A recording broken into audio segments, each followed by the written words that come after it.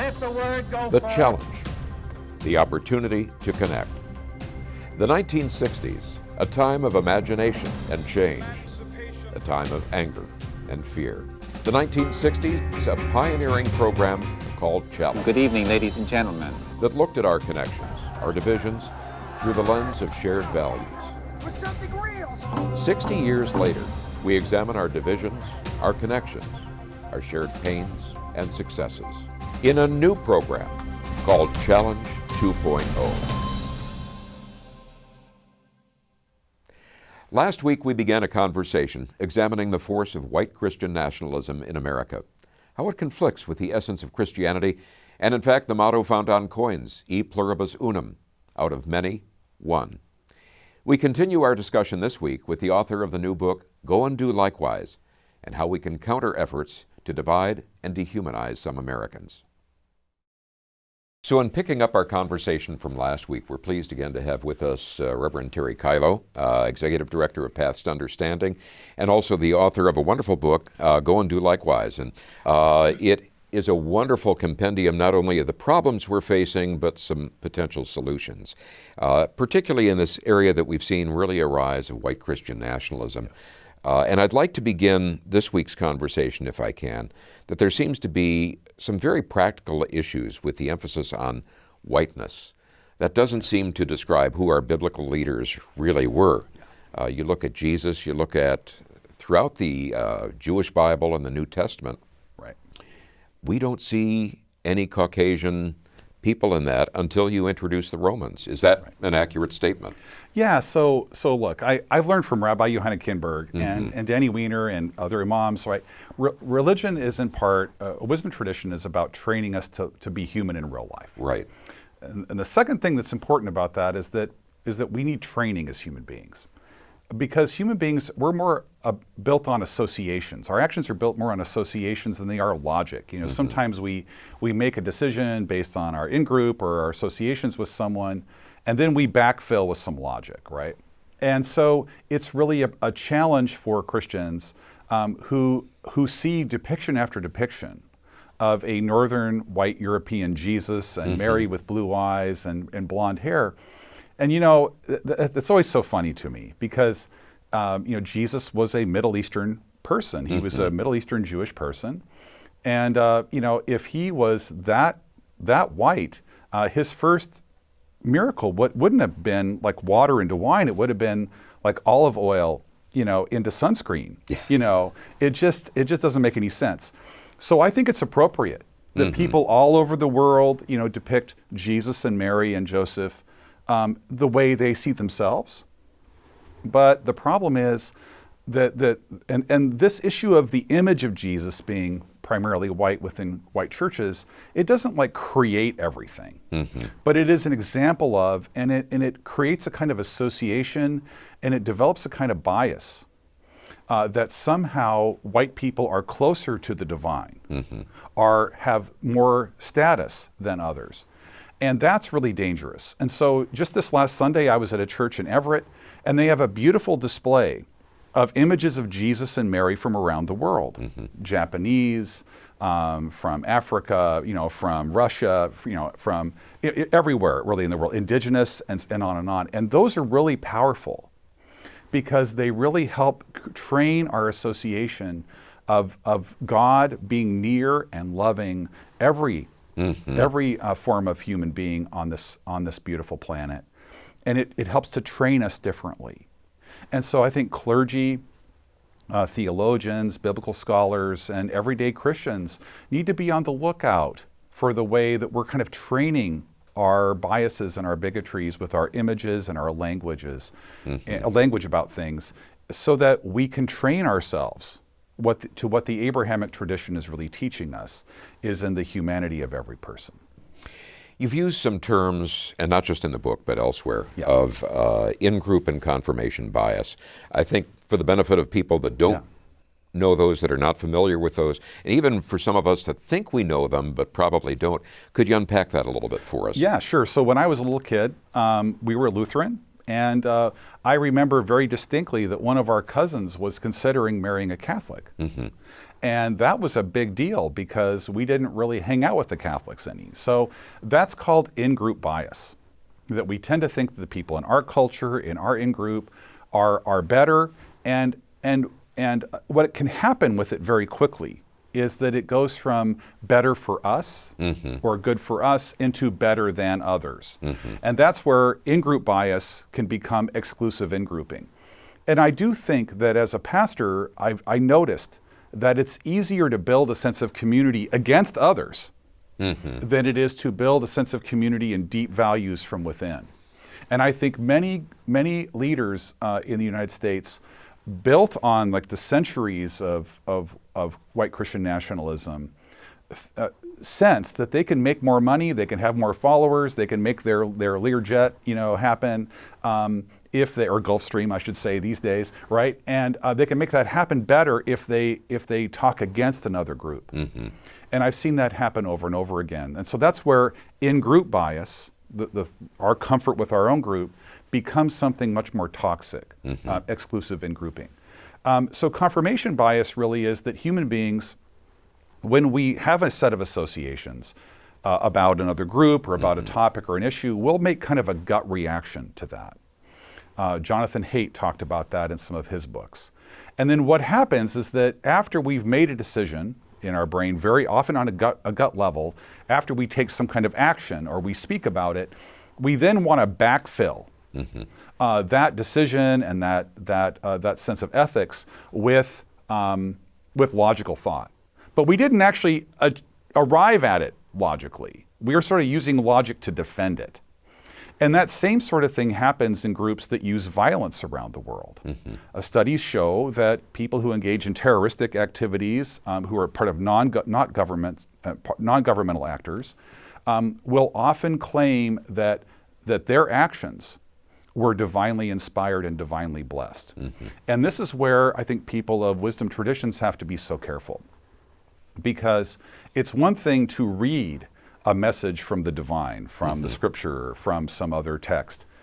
It's another thing to assume that, to use the text basically, or use our tradition only to confirm our current view of things. And this is where we get into trouble with what the Bible calls idolatry. That is claiming that we're right, we're the good ones, our system is perfect pretty much, and God's behind it. And yet in the Hebrew tradition, we saw that part of their tradition was the prophetic tradition. People that were called out, maybe from some rural area to come into the city and say, hey, all y'all, you are falling short of the values of our tradition, and we need to take some time and reconsider how we are living this out. And I think Christians are in a time right now of deep reconsideration of our own tradition. What was it that Jesus was inviting us to do and to be about in the world? And when I talk with people about that, I'll say, well, are there any hymns we don't want to sing anymore, And one of them is Onward Christian Soldiers. Right. We don't want to sing that song. And I had one woman once say, well, wait, I remember singing that song with my grandparents. Are you saying my grandparents are bad? And I said, heavens no. But understand that Jesus and the entire Jewish tradition and Islamic tradition, we use the tradition to critique the tradition. We try to understand the heart of it, and then we look at the way we're living it out. And so I believe that your grandparents and you had a wonderful moment, and that God was part of that. But I also know that part of what God does with us is help us overcome our confirmation bias, to see things in a new way. And part of the reason we can do that, Jeff, is in the Christian tradition, is that we know that God loves us as we are. And so when we're loved as we are, we can change, because our identity, our value is not based on being right about something. And actually the deepest form of trust that I think Christians can have right now is the experience of being disoriented within our own tradition a bit, and trusting that God will hold us up and God will love us in the middle of that and will help us come out to a deeper way, a more faithful way to see Jesus and to follow him. There's a general conception of you begin with order, you go to disorder, and then you reorder. Yes. And Walter Brueggemann, a wonderful Presbyterian biblical scholar, applied that to baptism, for Christian baptism. And so at the very center of baptism is the idea that we're beloved of God as we are. but that God consistently leads us through life to recognize that we're seeing the world in a way that's not totally helpful. Our actions are not really contributing to peace, and to go through a period of like disorientation and sort of not sure about how we understand things. We're kind of confused. And that's hard for humans because we're anxious beings.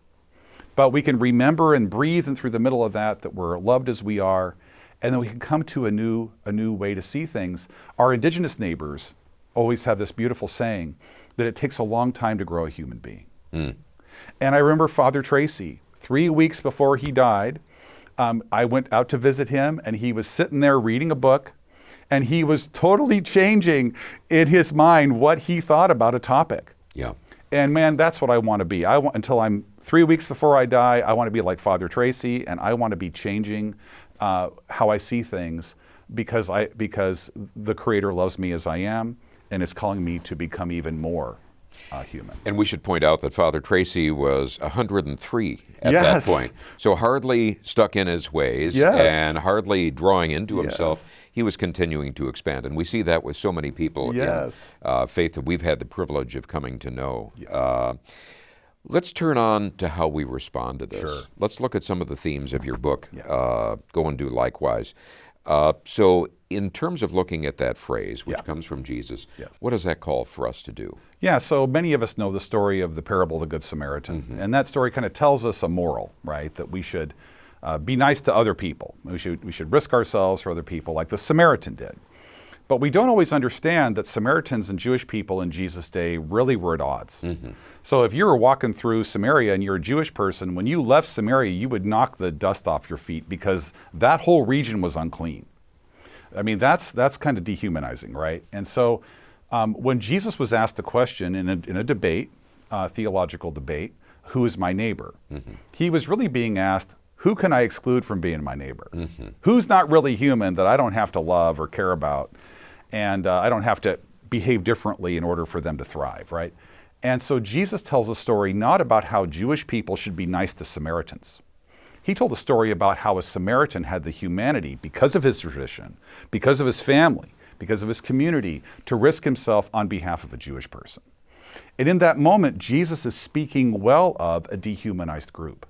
So we get the moral of the story, but we often forget, Jesus' methodology, that he is trying to speak about a group that's been dehumanized in a positive way. And so he is inviting us to risk ourselves as he risked himself, because Jesus did himself no favors with his community when he spoke well of that group, of that Samaritan. He did himself no favors at all. He lost followers because of that exclusive in-grouping that was going back and forth between the two. And so Jesus was not only willing to speak well of Samaritans, as he did in that instance, but he went out and visited with Samaritans. He stayed in a Samaritan village, and he helped his own people and Samaritans to recognize their common humanity, and he did that through relationship. And that's where I think we need to be right now, Jeff. Yeah. So right now, I believe that the strategy of Jesus to help us overcome exclusive in-grouping and dehumanization and the violence that it leads to is for us to get to know each other and to publicly relate and honor with each other. And that same wisdom really came out of a whole series of conversations for me during COVID.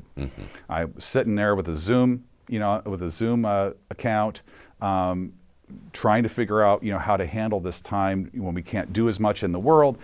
And I talked to people from atheists to Zoroastrians and everything in between.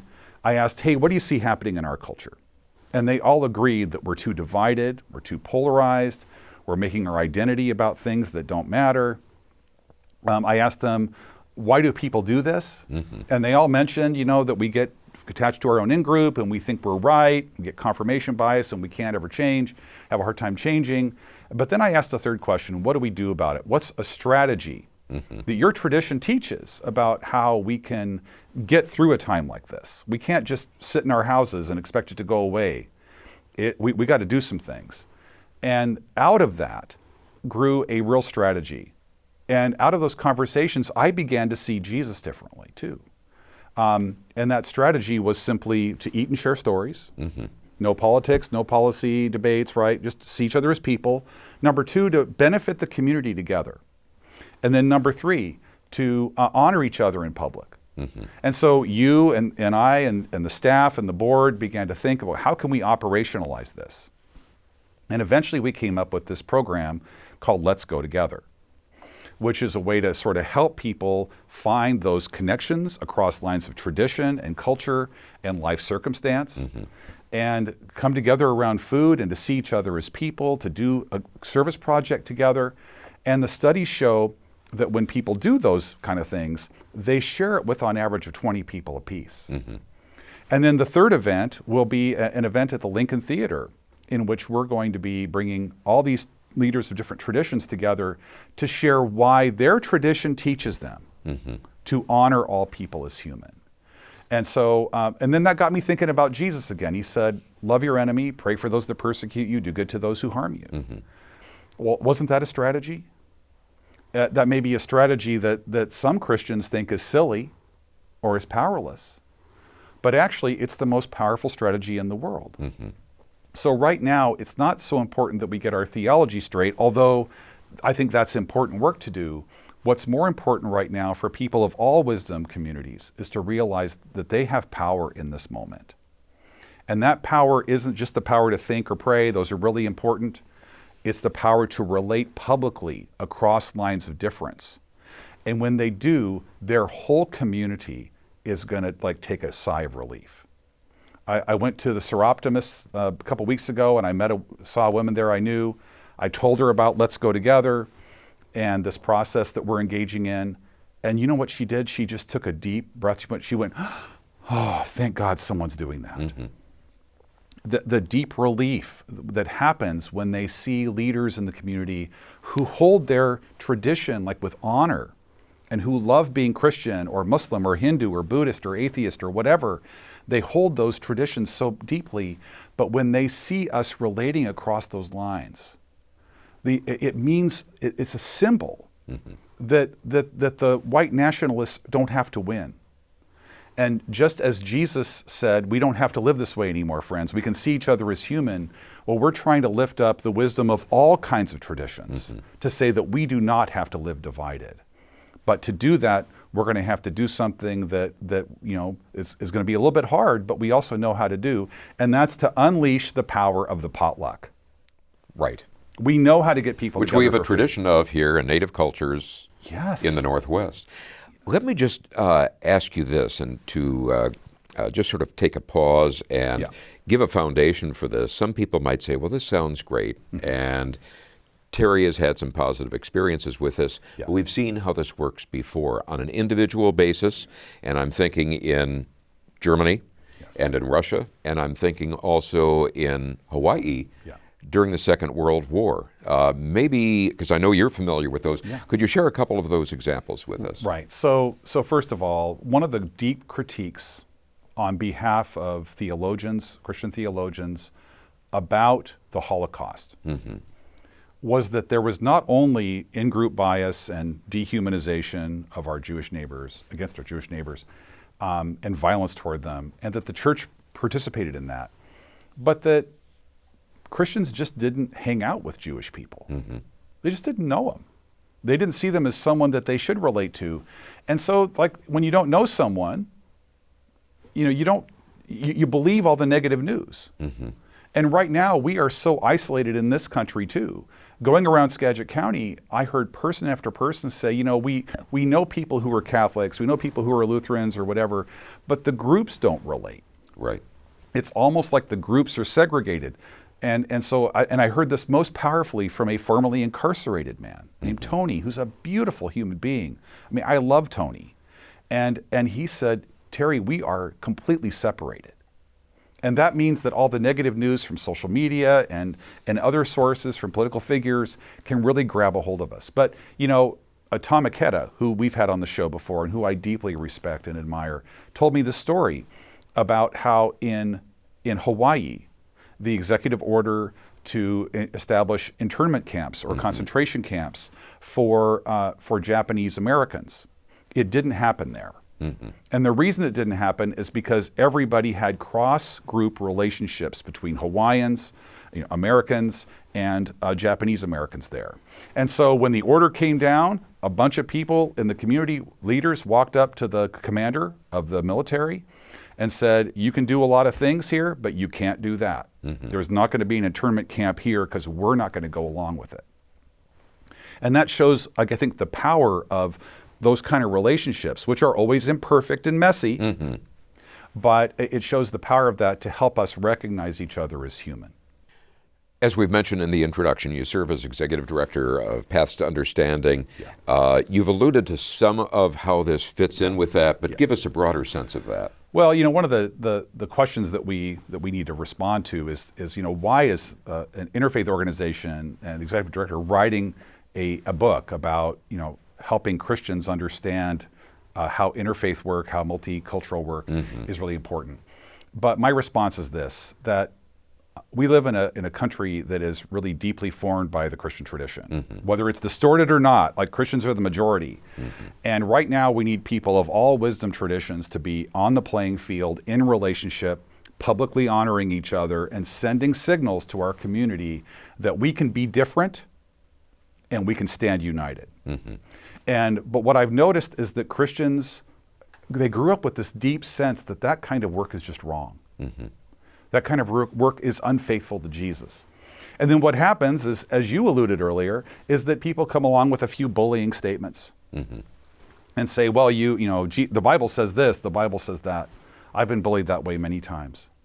And I realized that we have to help Christians recognize Christian faithful motivations to know and work with and publicly honor and learn from and build a better community with people of diverse cultures and traditions and socioeconomic situations and life circumstances and so on. And what I found in engaging around the book is that Christians kind of begin to stand up a little bit taller and say, okay, so Jesus did it, so it's okay that we do it. It's not only okay, it's really important because we have a choice right now. The choice is, are we going to stand together for our common humanity, or are we going to fall apart? And there's lots of forces out there that are telling us, that we can't get along. That's nonsense. We, the people in this nation, can build a more perfect union. We can recognize each other's humanity. And in fact, as we do that, we become more connected to our own. And we'll find that it's a blessing to us as well as to others. I'm also wondering about the anger of many young people directed toward traditional religion and their refusal to engage in it. Do you think this could address both of those problems? And I know, being an interfaith, you definitely have a perspective in terms of how that doesn't somehow draw you away from your tradition. Yeah, I mean, the reality is that all wisdom traditions have some work to do, and Christianity has a ton of work to do to look at the impact of what our teachings have been, to look at the impact of our actions, and to look at the impact of who we've related to or not related to, who we've stayed separate from. And so I do hope that this kind of work will help people to look at Christianity in a different way. But I think that what those folk are asking for, quite rightly, is different behavior, not different words. And so I think that this is a time when and I experienced this many times in the last 10 years. I've had people walk up to me and say, if Christianity was more like what you talked about today, I might be interested in participating. But I want to be clear for myself as the Executive Director of Paths to Understanding and as a Christian, I'm just as happy for them to be atheist and a conscientious person who cares about other people and has a deep set of values. I'd rather have them be, I'd be just as happy to have them be Muslim or Jewish or Hindu or Sikh or part of an indigenous tradition. Like, I don't really care. Because what I tell people all the time is, I don't care what you believe or don't believe. And many Christians get really anxious when I say that. But I say, I really don't care what you believe. But when your neighbor needs you, when your community needs you, are you willing to risk yourself in that moment for your neighbor and your community? If you're willing to do that, then I'm happy to work with you. And then what I say to Christians who say, well, I've never thought that way, I've never believed that way, I say to them too, I don't care what you believe. What I want to know is, when your neighbor needs you, when your community needs you, are you willing to risk yourself your status, your money, your time, to even be vulnerable in relationship. Are you willing to do that? If that's the case, then let's work together and we can talk about what we believe later. And so when people see each other as human beings, we begin to say, hey, we're not as divided as we think we are. Those people are not as different from me as I thought. And we're trying to provide as an organization a set of experiences that will then help them begin to grow from those experiences into a partnering between different communities. Because we don't always see and honor and celebrate all the good that people do. And we can't do that unless we're in a relationship. And as that happens, I think we're going to hear more of those sighs, more of those, okay, we can grow into our future together. And as my friend Kay Knott says, Vi Hilbert's prayer that we often read, we are better together. I think that's a wonderful way to sum up this program. Terry, thank you so much and good luck on your continued good work. And thank you so much for joining us on this episode of Challenge 2.0. If you've enjoyed this program, found our conversations to be informative, entertaining, and thought-provoking, and the vision inspiring of people from different backgrounds who can disagree without being disagreeable, perhaps you might consider supporting our program with a contribution. Your support will not only help our program continue, it will also support the broader efforts of Paths to Understanding, our supporting parent nonprofit organization.